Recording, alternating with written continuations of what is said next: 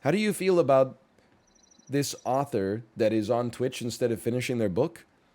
I mean, how I feel about it is how am I gonna blame him? You know, like writing seems like really hard work, and you don't even know like how it's gonna be received until that shit's already out. Like it's too late to change it.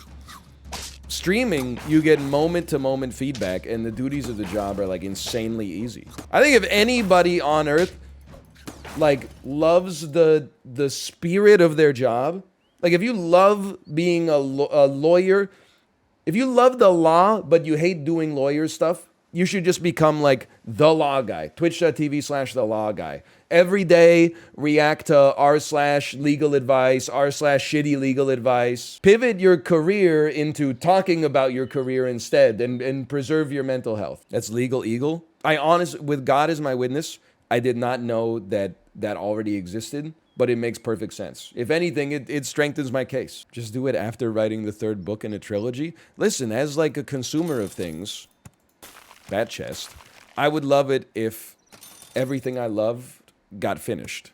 However, as a person who is already doing the streaming stuff, people are like, hey, do you ever consider like taking a year off from streaming to make a 4 out of 10 indie game that people would probably fucking hate? I'm like, no, dude, this is we already got we're plucking the fruit from the tree. We don't need to be planting any damn seeds. We're in the Garden of Eden, and we're eating all that delicious fruit. And I believe, I haven't read the Bible in a while. The last time I read it, though, I think everything turns out pretty well for the people that ate the fruit.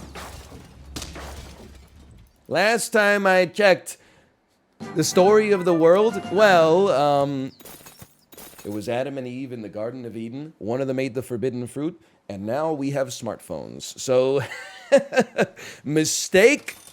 I don't know if I would go that far. I think you and I have different interpretations of the events of the Old Testament, but I defend to the death your right to say them.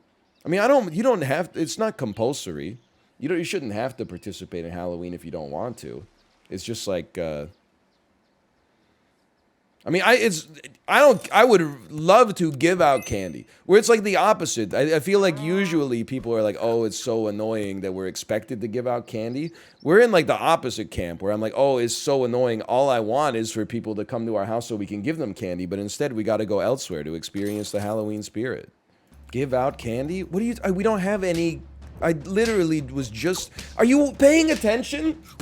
What compels people to chat and feel like their feedback absolutely needs to be added to the conversation? They're like so engaged, I'm responding to what's happening, but I was not listening in the slightest.